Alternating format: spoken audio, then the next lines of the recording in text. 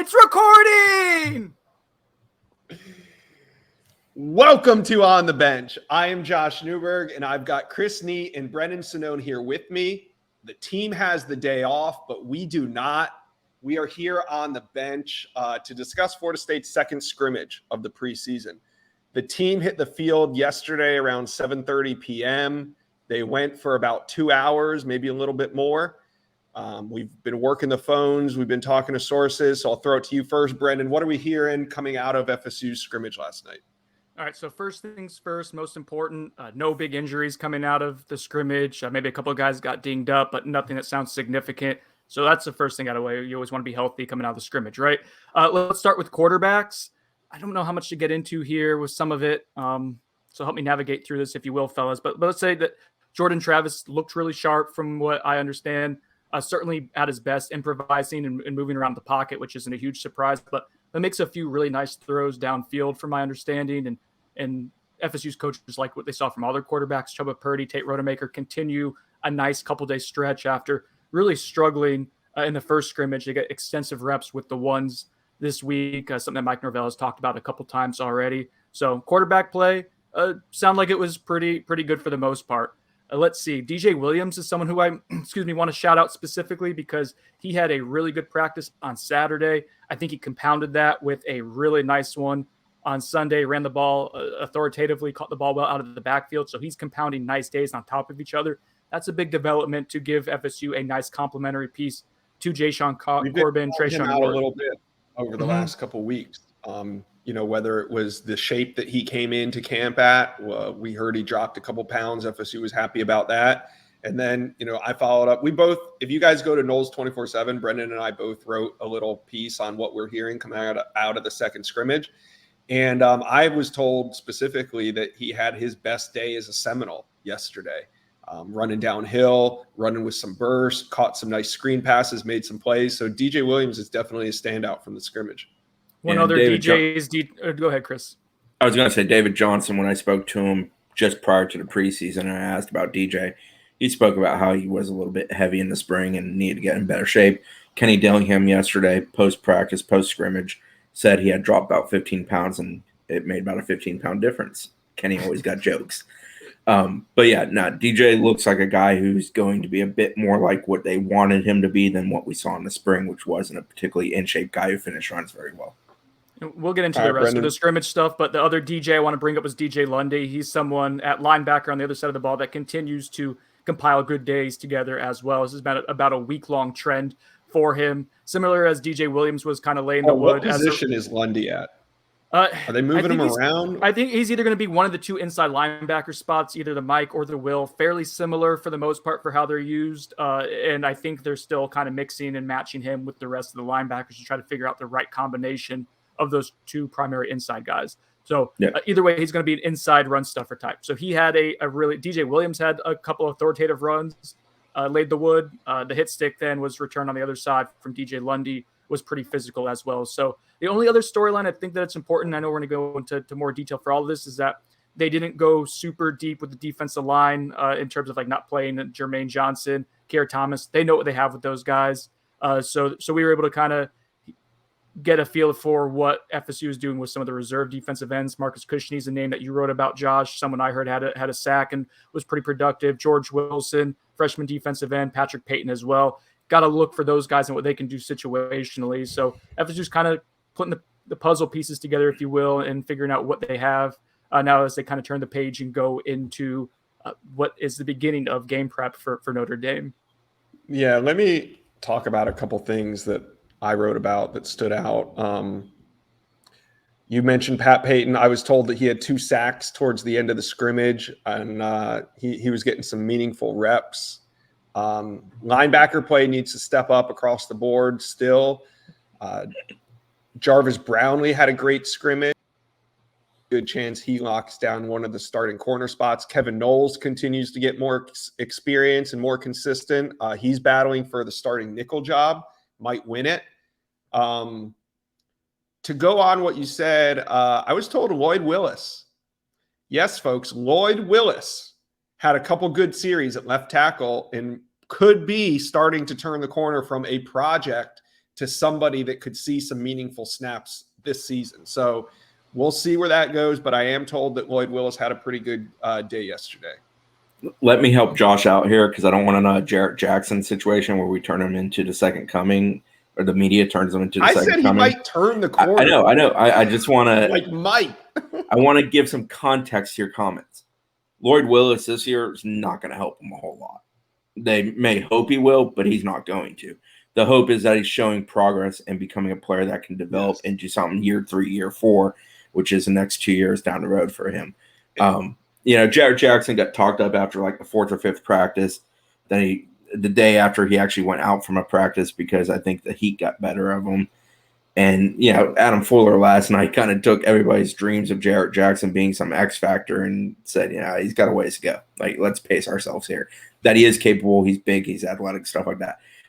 I always think there needs to be additional context on them because sometimes individual players become their own little storyline and it's not reality of the situation. And to add even more context to that, I think one of the reasons Lloyd Willis was even getting those snaps is because some of the frontline guys were maybe getting some load management or some time off. So I think just in general, this was more so what the scrimmage was about, was to get some reps for some of the guys that might not be, that top tier frontline starter, maybe even the 3rd or 4th. I think this was more so to see what FSU has at their 3rd or 4th string positions. Especially on the offensive and defensive lines, because we know some of the frontline starters were not in action there. Let me see what else I had. Anything else that I think you gave Dennis Briggs some love. I gave Dennis Briggs some love. Definitely heard that he had a sack and is looking really good. Still, they'd like him to add a little bit more weight, but they like his development. Andrew Parchment caught a touchdown on a slant, and I believe Seminoles.com has since put out a photo of that. Yes, and it was a Jordan Travis pass. Okay, I wasn't told who threw it, but Kentron Poitier also had a touchdown. It came off a tip ball that he snatched out of the air. He had an up and down day, I was told. Cam McDonald had an impressive 35-yard catch down the middle of the field that was contested. A nice play from him. And just to add, the final thing to add to what Brendan said, I was told that Jordan Travis also is looking better as a passer. I don't know if this is a good thing or a bad thing, but he was at his best when the play broke down and he was able to get out of the pocket and make things happen. I think ideally they want to keep Jordan in the pocket a little bit more, but I don't know if that's his style ultimately. So second scrimmage wraps up. They have the day off today. What else are we looking at practice-wise this week? Now they kind of pivot and turn towards the Notre Dame prep. I mean, it's still essentially another week of preseason before truly game week, but they're going to start focusing more and more on Notre Dame when they hit the field on Tuesday. Mike Norvell, Inside Seminole Football, comes back tonight. That will be a weekly thing on Monday evenings, ABC Local. I think it's also on the radio affiliates for FSU football. He'll talk about an hour, give some insight on FSU football. That generally kind of falls in line with a lot of comments he's made in recent days leading up to that Monday show. So it's usually not earth-shattering, but still it's another place for people to get some FSU content if they so choose. As far as the scrimmage and some of the stuff Josh and Brendan have mentioned, with Parchment, Kenny Dillingham, I believe it was, might have been Mike Norvell, I forget for sure which one, said he was a little up and down on the day. I think he had a drop early prior to the touchdown reception, came back, had a reception. That was pleasing. Kentron, who's had a fairly good preseason, pretty consistent, someone that I praised after the most recent Saturday practice, I believe. He kind of was up and down on the day. He had a ball that got bobbled. I think it actually led to the Shaheem Brown interception. That was the one takeaway in yesterday's practice. Wasn't even really a bad quarterback decision, just a ball that didn't get controlled and went to the wrong side of the ball. Kentron's one of those guys. We need to see that consistency. That's the key to him becoming a bigger piece for this offense. I like how we wrote about him being one of the most consistent players of the preseason. But he had that. I know, and then that's still the thing for him is compounding. Bad days are still going to happen with young guys who are still trying to break through. That's the thing we got to keep in mind with this team. There are some depth pieces that have emerged in this preseason that are positive signs. I think Cushney's one of those. He's a guy that's definitely going to help take reps off of those top two DNs. Kentron's an important piece because they need receivers to emerge. He's a depth piece. At his best, I think he's a depth piece to me, though, right? Like you're talking about Kentron. Certainly this season for sure. Yeah, I think the hope is that your top 4 receivers consist of Keyshawn Houghton, Pokey Wilson, because they're veterans, consistent, been good in the preseason. Parchment, because he's very capable. He can turn in some highlights. The issue with him is he's been ultra up and down during the preseason. At times, he hasn't been able to go full go, it seems like. So, and he's a guy who's still learning, trial by fire, all those things that come with being a late transfer out of another program. And then Malik Mclean's probably your next hope because talent-wise, he may be the best guy of the bunch from just a pure athletic, big body standpoint. They need somebody that can win one-on-ones. I've had the conversation many a time after practices, during practices, when we've seen a good day from a Keyshawn or a Pokey, that it would be ultra beneficial to those 2 guys if they are essentially the number 3 type receiver for FSU this year. I've been saying that somebody takes the load off them and they're allowed to kind of go against a lesser defensive back and have a better opportunity. And that's where it's so important for somebody to emerge. There's way too many guys that kind of are lumped together in that room. And there's been positives in that room. Tron's been better. Davion Williamson's a guy who's somewhat come to life. Disappointingly, we haven't seen Brian Robinson. He's a guy who had a good spring game, if I recall. I think he had like 3 catches, 25 yards, and a touchdown, if I remember correctly. You know, it's important for them to find a few more pieces that help. Jordan Young still hasn't really come alive. Well, 2 weeks ago, Jordan Young didn't do a whole lot. And Jackson, when he's walking around, I think he was in a boot, if I recall correctly, not doing a whole lot. This week, he kind of comes back. We see him. He has a few flashes, some nice plays. Nice play along the sideline and maybe Wednesday or Thursday's practice. But it just isn't always there. You need to see the next feel like week. He's a top 4 guy for this team this season. But he does flash that athleticism once in a while. That makes you think, man, he could do something here and there. But yeah, it's not near consistent enough. And that's sort of a theme with that group. I feel better about that group than I did going into camp. Right. But I'm not sitting here super confident that group's very good either. Okay. Moving on from the scrimmage, I want to – well, actually, let's not move on from the scrimmage real quick. I want to address something that we kind of danced around, and that's when we keep saying FSU held out their frontline starters.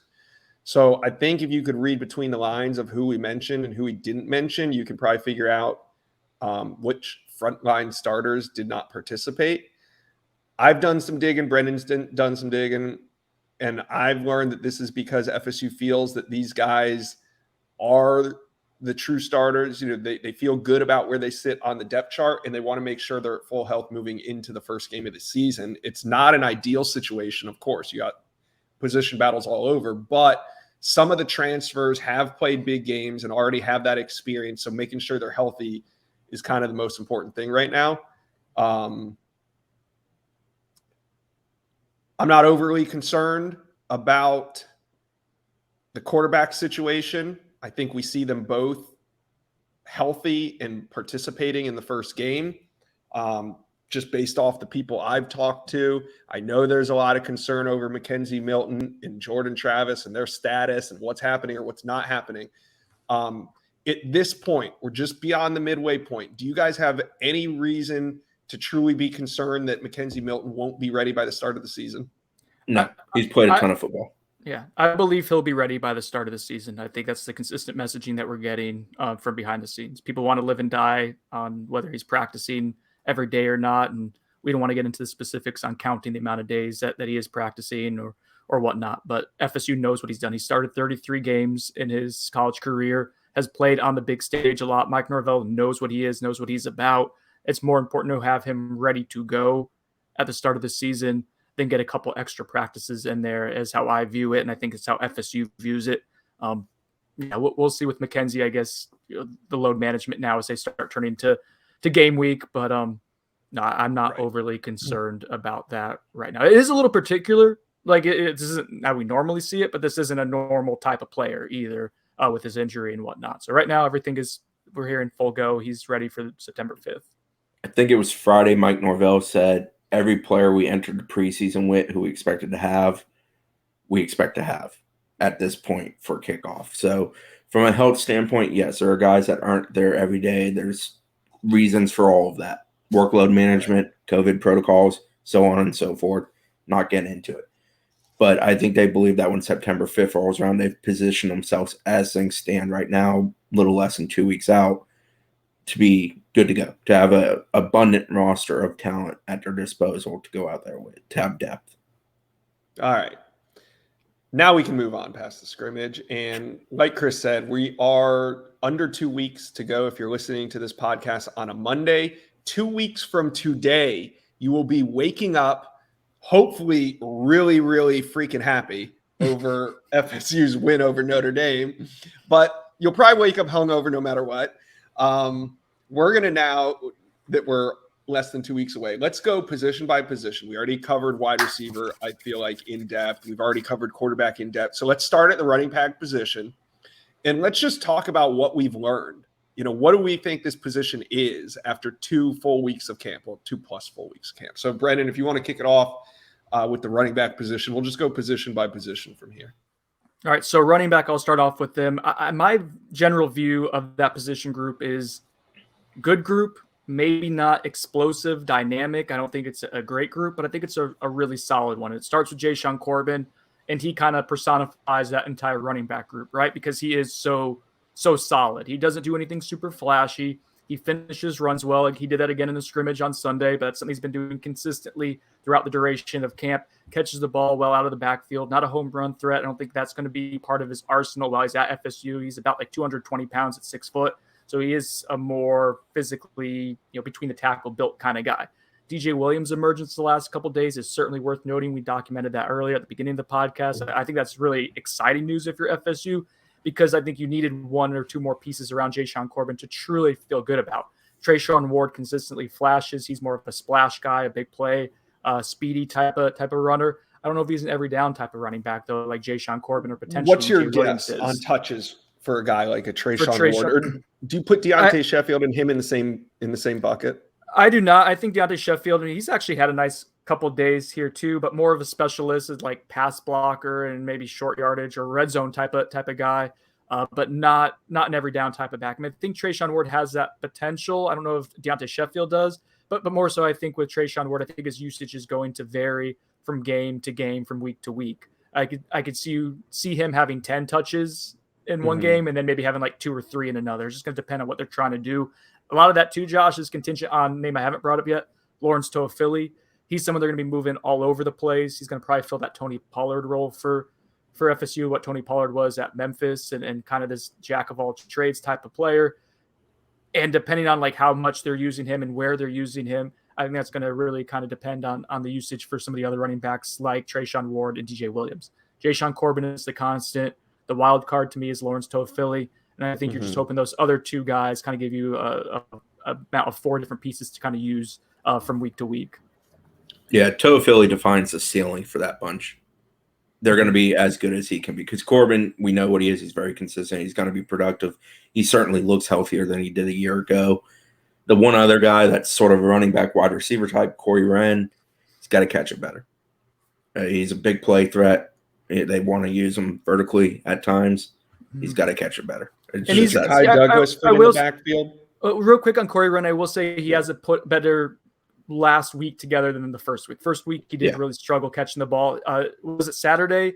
He made a few splash plays. You got to see that speed and really what it can do. But yeah, still a work in progress for him. Jakai Douglas, he flashes more receiver than running back. Yeah, more receiver than running back at this point. More of a slot kind of gadgety type guy. He makes like every few practices, he makes a couple of really impressive plays downfield where that speed shows up, and then he kind of goes away for a practice or 2 and still not really consistent catching the ball. So I think he'll play. He'll be integrated into the game plan. I don't know if we see him a ton consistently until he's practicing more consistently yet. Okay. Chris, if you want to add anything to the running backs, feel free. But if not, let's I feel we covered that well. In tight end.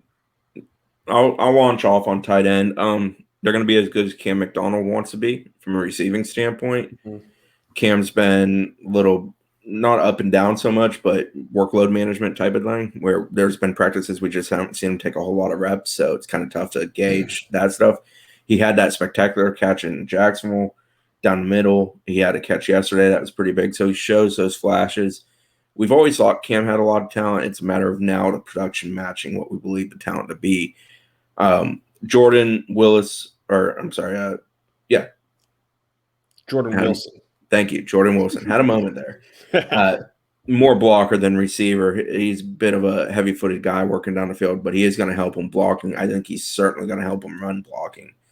Marcus Douglas is a guy that's kind of hold on. I want to talk more about Jordan Wilson, because he was out all last year, so we don't know how FSU is going to use him. How often do you think we'll see Jordan Wilson on the field? Do you think it's only in short yardage situations, or is he going to be more of a staple on the field than we think? I think he's going to be more of a staple. I think he's going to take a lot of what you saw Preston Daniel try to do last year, which is, helping as a pass blocker when they're going a little more max protection, helping as a run blocker of helping to free up the edge and, spring a guy to the outside. I don't think we're going to see him work down the field a whole lot. I think they'll do it here and there, sprinkle it in, try to surprise a team once in a while, maybe have him chip block, come off and go type thing. But I don't expect him to be a heavy receiving threat personally. Okay. Move it over to the offensive line. Well, a couple other tight ends worth mentioning. Marcus Douglas, kind of similar to DJ Williams. He's cut, I think, about 20 some odd pounds. He was up to about 290, I think, at his heaviest. He's way down from that now. It's made a markedly noticeable difference. This past week, markedly noticeable. Oh God, shut up, Snow. This past week, he turned in the best week of practice he's ever had here, without a shadow of a doubt. He actually had multiple nice plays that we saw, nice connections. And then Jackson West is a guy who, yes, I am the president of the fan club. I'll admit that. But he finishes blocks as good as any tight end on this team. He definitely aggravates the living hell out of opposing defenders who he gets matched up to as blocking. And he is a capable receiver down the field. So I think he has some value for them too. I think that's kind of the part of the group. I think Douglas still has to show it more consistently, but that was a very good trend of the past week of a guy who, I was not including in my expectations to do anything this year. This past week, he made me reconsider that notion. All right. Who wants to tell us how great the offensive line is going to be this year? I got you. All right. So I think the big emergence or the big storyline this past week was Devontae Love-Taylor entering the mix. He's someone they were bringing along slowly after a late season injury this past year. And we got to see him more and more throughout this past week, which is something Mike Norvell had indicated was going to happen. They're going to keep increasing his workload some. Having him back in the fold is going to be absolutely huge for FSU. He was number 3 on our 40 most important player list for a reason. He can play pretty much any position on the offensive line. They even have him practice snapping some at some point this offseason. I don't know if that's going to happen a ton this year, but he's someone that they want to learn like every single position. He allows you to get your quote-unquote best 5 on the field because he can plug and play in so many different spots. My understanding was, I don't think we put this in the scoop, Josh, but that Devontae Love-Taylor actually got work with the ones during the scrimmage on Sunday, and that would be... You can see him in the background of the Andrew Parchment touchdown reception, actually. All right, so that's not anything that I'm not... Cat's out of the bag, Brendan. It's there. That's encouraging because he's been working his way towards that, and I'll leave it at that. Right. So having him in the mix is going to be helpful. Robert Scott is someone that Mike Norvell just gushed all over yesterday, and it hasn't been the only time, and he's really spoken highly of Robert Scott. They love him. They love his demeanor, his personality. He's at left tackle currently. He's been there for the majority of the preseason. I think he's there to stay, fellas, and I think they like what they have in him. Chris, I'll let you take the interior offensive lineman if you'd like. Well, DLT could certainly end up on the interior. Dylan Gibbons, Dante Lucas, 2 guys that are competing at a high level with one another. We'll credit Dante Lucas. I think I said it on Saturday. He had stacked several good practices on top of each other, which was a very positive sign. Definitely showing that. I mean, he gets some tough loving from Alex Atkins. I don't think that's any grand secret. And, he needs it. He's the kind of personality that I think needs it. I think it's starting to take better. I see I've noticed less and less instances as the preseason worn on of him when he messes up, kind of just going, straight down into a bucket. It's like next play, erase it, move on. And that's a credit also to guys around him. There was an example early in the preseason where he had a bad moment. Darius Washington tried to calm him down. I think it helps that he knows he has guys to the left and the right of him who are dependable. Maurice Smith is probably the guy at center. I think that's a pretty clear thing that's been true all year. Mainly there's been too many bad snaps in the preseason. Maurice has had some of them. He's not been the biggest culprit. It more falls off a cliff after him. Some of that is, they're mixing, I think Alex Atkins said 6 guys at center. So there's some guys working there that aren't going to play. So, but yeah, Maurice, Dante, Dillon, those are three interior guys. Obviously, hope you get Schrader back later in the year. Who else have we seen on the interior? I know I'm definitely forgetting one that we've seen a good bit other than Devontae Love Taylor. Davion Johnson is someone who's doing some workload management stuff, but he'll be a key rotational piece. Center guard type. He can play both. I think they intend to use him at both. Zane Herring has got a lot of work. And Herring's a guy who they've kind of pushed into the fire to some degree. He's done first team stuff. I think they've in fact spoken about him doing first team stuff. Don't think he's ready for prime time yet, but it's good to see him getting that. I do think he's a guy that shows the signs of someone who's coming off of surgery that probably limited his ability to lift weights and some of that during the interim from when he had surgery in preparation for this season. And there's some of that he's going to need to come back from. It feels kind of like a Darius Washington situation in that regard, with he needs that good full off season to start pushing towards his actual potential. But I think it's been positive for Zane to get a lot of those reps. And as guys have had workload management and they've also just rotated and cross-trained, he's had opportunities. Okay. Let's head on to the defensive side of the ball. That covered the offense, right? I think we're good. I don't think we left out a position. I've talked a lot about the defensive line being the strength of the team. Obviously, this morning we hit on Dennis Briggs, who's had a great camp. Keir Thomas, who may or may not have participated in the scrimmage. Regardless, though, he's had a great camp. The defensive line, the frontline starters are coming together. Jermaine Johnson brings a pass rushing need that Florida State has missed dearly since the departure of Brian Burns. Hopefully he can, live up to some of the hype that he brings in. Brendan, what are you seeing up front on the defensive line? Who gets you excited? What's going on heading into the second half of fall camp? Yeah, all the guys you mentioned, I think the starting four on the defensive line and maybe the top backup for each position group, defensive tackle and edge rusher, are going to be pretty impressive for FSU this year. And it does come back to, and I think we talked about this on previous podcasts, is it the offensive line or that's not performing well? Is it the defensive line dominating? I don't know. I don't know. In 2 weeks. It's so hard to judge it in a vacuum sometimes. I know people. The answer is yes. I know people want us to give you a definitive answer. We don't have a definitive answer. We will know very much so more in 2 weeks. It may be both. I don't know. But I will say from what we can see, what we do have access to, what we can judge it by right now, Jermaine Johnson is that dude off the edge. All right. He is long. He is athletic. He has a high motor. Defends well as an edge defender as well, not just a pure pass rusher. I think he will be very solid for them this year. He might be the best player they have on the roster in total. Keir Thomas, though, we had him, I think, at 11 on our most important list going into the year. I'd contend like top 5 is reasonable for him just because he can do based on what we're hearing. Right, exactly. And I mean, what we're hearing from how he's performing, from his attitude, he was described to me the other day as like an alpha dog of that group. Somebody told me he's a Devontae Love Taylor of the defense. I mean, and Love Taylor, if you listen to Norvell talk about Love Taylor or Alex Atkins, they rave about how he is a calming, team-centric influence. I've heard that about Keir, especially with the defense. Think about what happened to the defense last year and how much they needed just that personality to emerge. I mean, we're talking about Keir Thomas is going into year 6 of his college career, so he is a grown man at this point. And much like Devontae Love Taylor, not just with the maturity aspect, but like the versatility aspect too, the ability to play multiple spots and to really allow FSU to use a full arsenal of defenders in the front 7. He's kind of the linchpin of that hope to be versatile and to move to different fronts and whatnot. So those two guys I really like. Who steps up behind them? I think that is kind of the question right now at edge rusher. Marcus Cushney is the first name I throw out, but Chris, I think Quayshawn Fuller has had a really good preseason. It's been pretty consistent. I know we got burned by that last year with him. I'm willing to buy in a little Quayshawn Fuller stock right now. It's at like it's like low clove levels, Josh. It's at low clove levels. Like now's the time to buy. Week 1, Quayshawn was really good. Week 2 wasn't bad. It just wasn't as noticeable as week 1. Right. I do agree with that. I think McClendon and Fuller, one, because the workload necessity for them will be less, is a positive.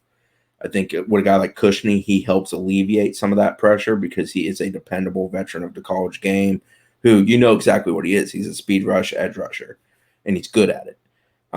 I think Peyton's going to fit in that mix a little bit, and he's just going to be a package guy here and there. I think he's sort of, if Cushney is not available or you want it on both sides and you have to go with the reserves, I I think he gives that to you. I think he's similar skill set wise to Cushiony to some degree. George Wilson too. They said they used him. And I know he's so thin though. He is, but yes, and the only way he's probably going to contribute is in a situational role, which is what they used him at during the scrimmage yesterday. Grain of salt, right, against who he was going with the offensive tackles and the depth there. He had like 2 sacks, I think. So just the thing with Wilson is, I think if other people get their hands on him, it's kind of game over. He just doesn't have the build to handle that right now at this point. Don't let them touch you then. Right, but be long, be athletic, be fast, and he can do those things. So maybe here and there, but I wouldn't be laying money on it right now personally. Now, interior-wise, can I gush some on Dennis Briggs? Yeah, let's get over to the interior. Dennis Briggs is damn good. Adam Fuller yesterday basically said he's the key cog of that interior. He also praised the heck out of Fabian Lovett, said he's by far in the best shape he's ever been in his time at FSU, which he is. He's been very good, better pad level, better consistency, just bringing it, been very, very good. I think they feel extremely good about what Briggs and Lovett give them as interior combo. Coop's obviously kind of the change up from those two. He's a bigger zero tech nose, big body over middle kind of body, and they're still very happy with him. The thing for them is finding the next guy. Malcolm Reyes had some flashes here and there. I don't know if he did much of anything in the scrimmage, but he had done some stuff during the week last week. Jarrett Jackson's a guy that we spoke about earlier. He had some flashes in the last 2 weeks, but he's also had a lot of moments of like, eh.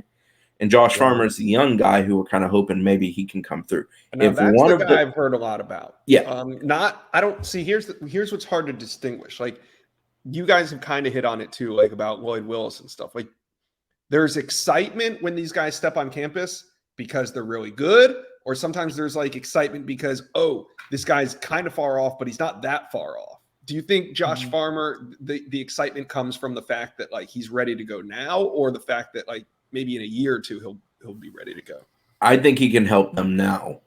I don't know if he can be a super dependable piece now, but he can help them. Physically, he is prepared to do it. Mentally, I know him a little bit, know how engaged he is to the game of football. I think he can help in that regard.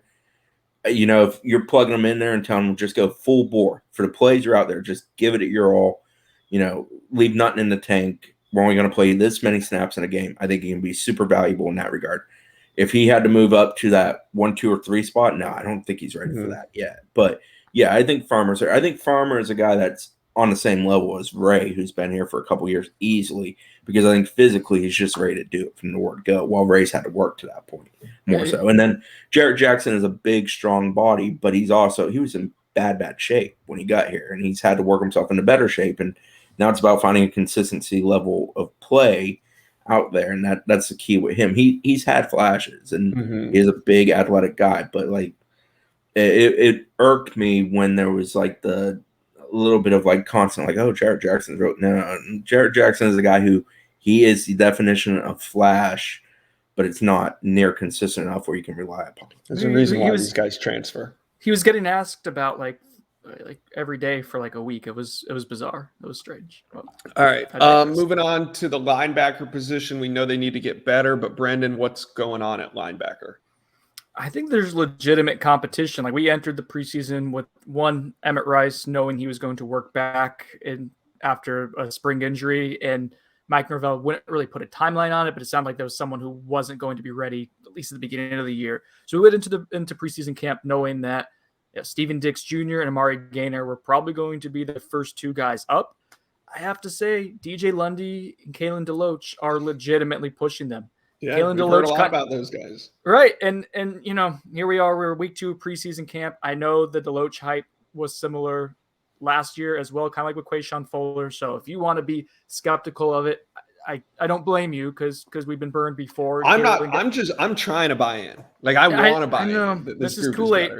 This is Kool-Aid. When do you think we see Emmett Rice? I don't know. He does conditioning stuff. He's consistently out there. He's engaged. He's involved. He's definitely taking mental reps. It's just we haven't seen any physical contact yet. And Love Taylor was that way a week ago, and look at where we are now with him. Yeah. So I don't know.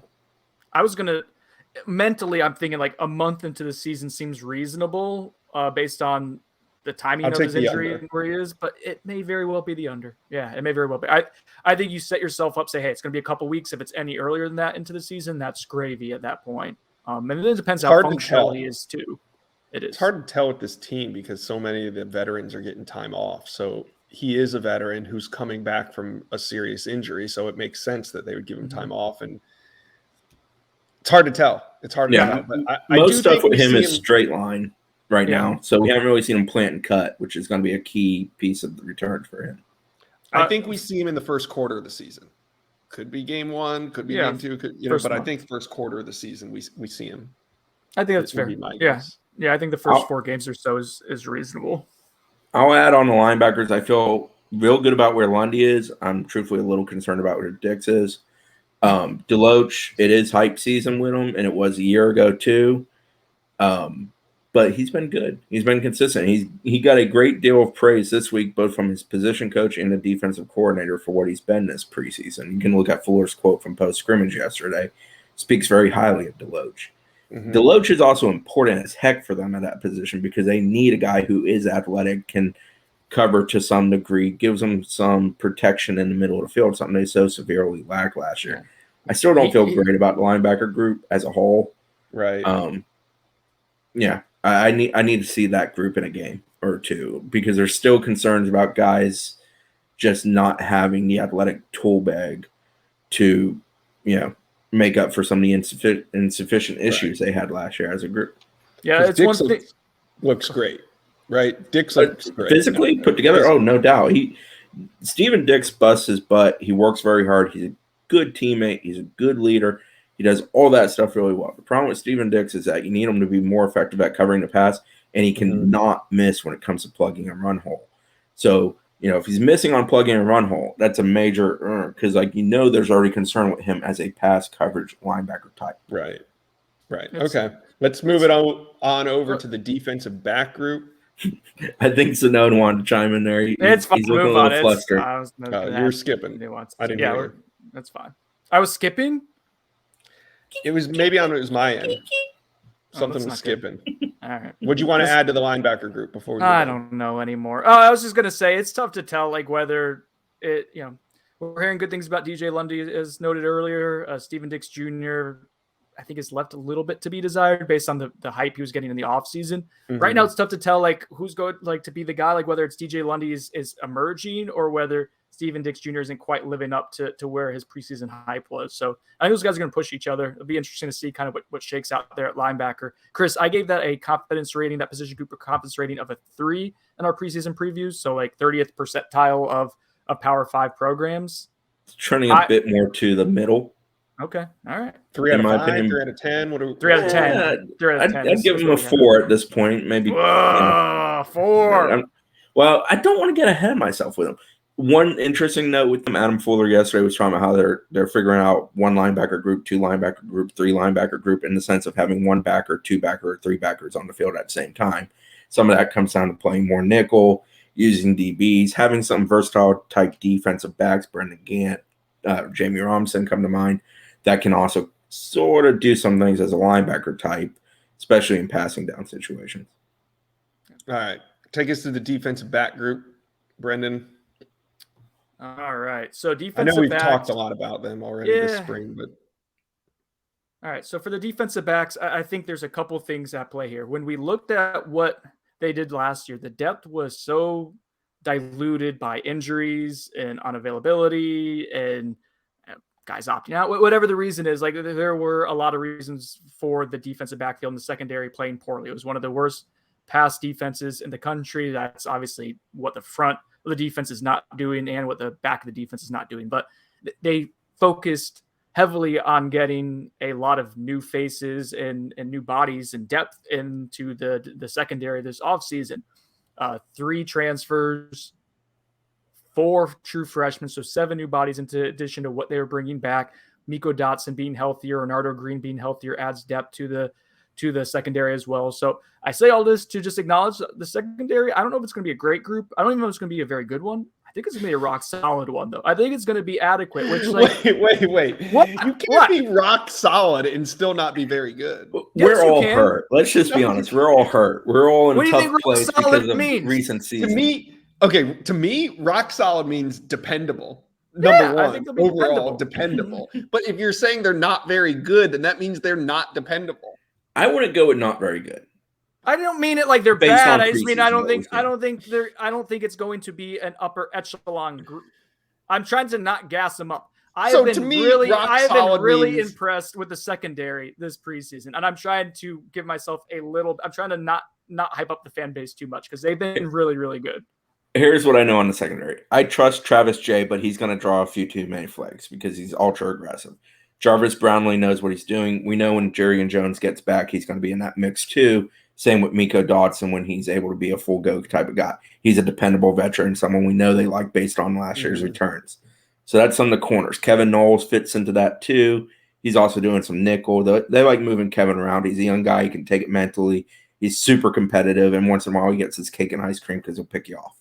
So, you got those, 5 or 6 basically corner types. Then safeties, you got some of Dent, McClellan, trying to think who else back there. Brendan Gant, Jamie Robinson. We talked about Gant and Robinson, how they're versatile types. They could do some linebacker type stuff. Sidney some Williams. Defensive back stuff. Sidney Williams, who will headhunt. Jadarius Green McKnight, who's definitely a depth piece, but may be able to get in there once in a while, and I think certainly can help them on special teams this year. Those are some of the other safety types. Dent's had an excellent preseason. It's so supremely difficult to buy in on him because of the last 2 years and what it's been on the field with him, but he has had an excellent preseason. He was one of the 15 guys that Sinone wrote about here recently. He's been super consistent. I'm not gassing him up, buddy. They've got a lot of pieces. They want to do a lot of different things. They feel like they have guys that fit some of those different things they're going to do.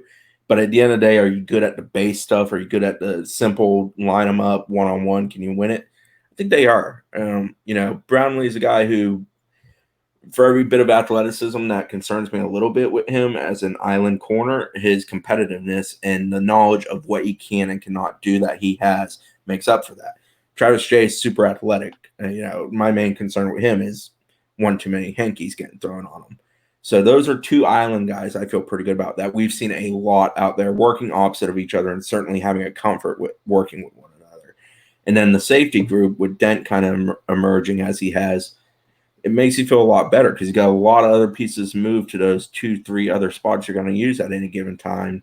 You feel pretty good about it. And depth is so much better. They're not going to have a game this year where they only have 3 corners at their disposal in a game, Right. which was a situation they ran into last year. Well, so, yeah, I definitely feel better about the defensive back group. And the other half of the equation is if you have a pass rush, that group's going to naturally look better. So, yeah. But I'm so hesitant with this team defensively to believe in stuff until I see it against somebody else. Above average is what I was trying to get to, guys. Above average would be rock solid in my estimation. Okay. Good to know your scale of competence. All right. Anything else with the team? Why don't we hit on special teams real quick? We've watched hundreds of hours of special teams work this preseason, it feels so we shouldn't waste it.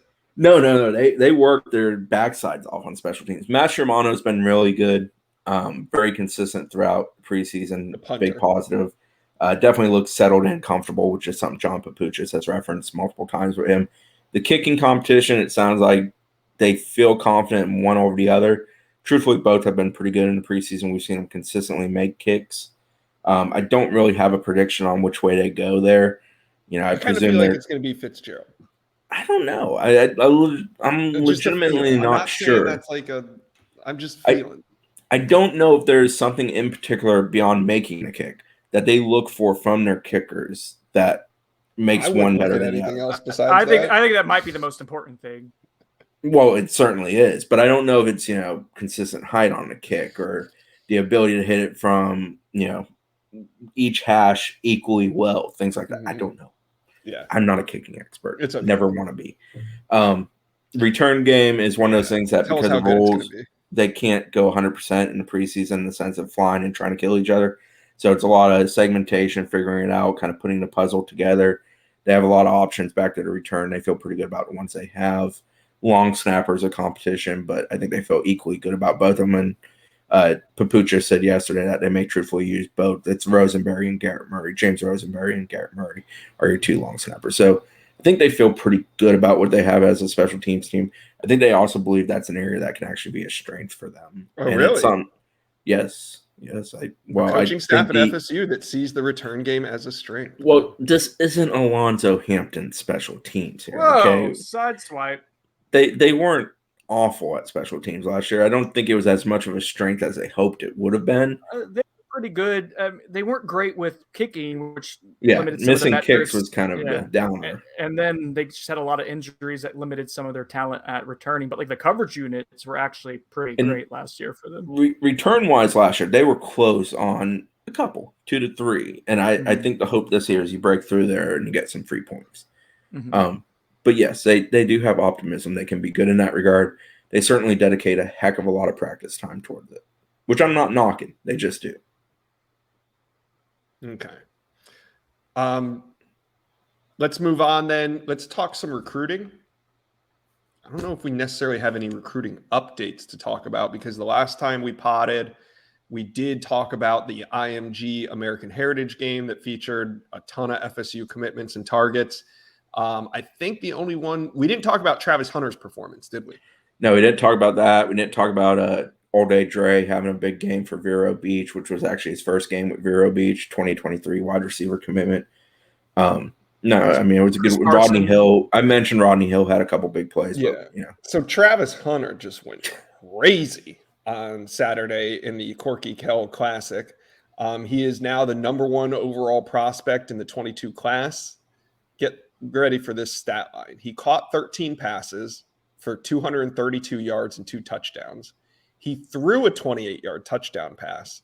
On defense, he got an interception and a tackle for loss, and basically was the anchor of a defense that had a second half shutout in a 36-10 beatdown of Brookwood. So Travis Hunter getting things started the way the #1 player in the country should. He's a freak. Did you guys see any of the highlights from that?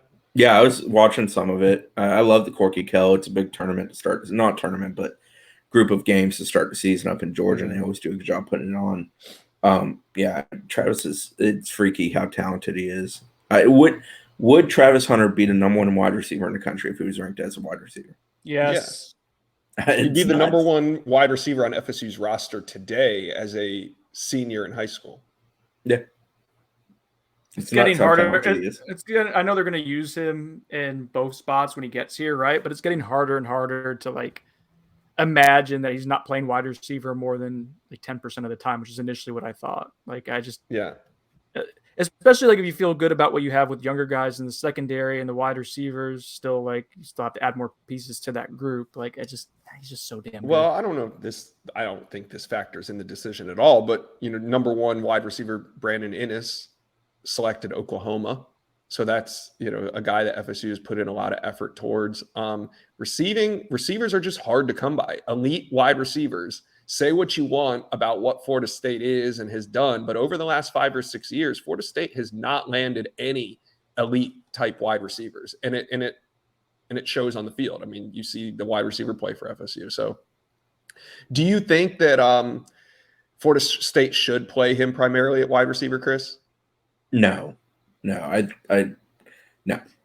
tweeted this out yesterday. Hold on. And the reason I asked this is because I tweeted this out yesterday. But do you know the last 5-star wide receiver to sign? I saw that. 2014 was it or 15? Ermon was 14, right? Ermon 15 was 14. And George Campbell signed with Florida State in 2015. That is the last in-state 5-star wide receiver to sign with a Big 3 program. Florida State. That was Jeff Scott and whoever did it for Nick Saban, just terrorizing state and taking them away consistently. Some of the names that pop into my Jerry Jeudy, Calvin Ridley. Well, Calvin Ridley was before 2015, I think, or was he? Deion they all Kane. run together after a while. Josh. I know. They all run together. But yeah, there's been a lot of, and it's primarily been 2 teams that do come in. But now you see Brandon Innes commit to Oklahoma. So it's like, here we go again. Obviously, Florida State's going to have to play better on the field to land guys like this, but it's just the trend. And at some point, the trend's got to stop. Anything else in recruiting, Chris? Anything else we want to cover? No, with being 2 weeks out from Notre Dame, we're going to try to make sure we shore up that list as far as officials and unofficials. We'll put out an unofficial list here in the coming days, probably in the next week or so. Officials, we have a list on the site. You can always look at official visits under football recruiting tab. The ones that are on there, we've confirmed as guys that are expected in either from the player or a source, and in many cases, both. So, yeah, that's a good thing to check out. But that, we've talked about it a lot over the summer. That game's going to be loaded. They're putting a lot of weight on that game. Yeah. Okay. As always, you guys can find us on Knowles 24/7.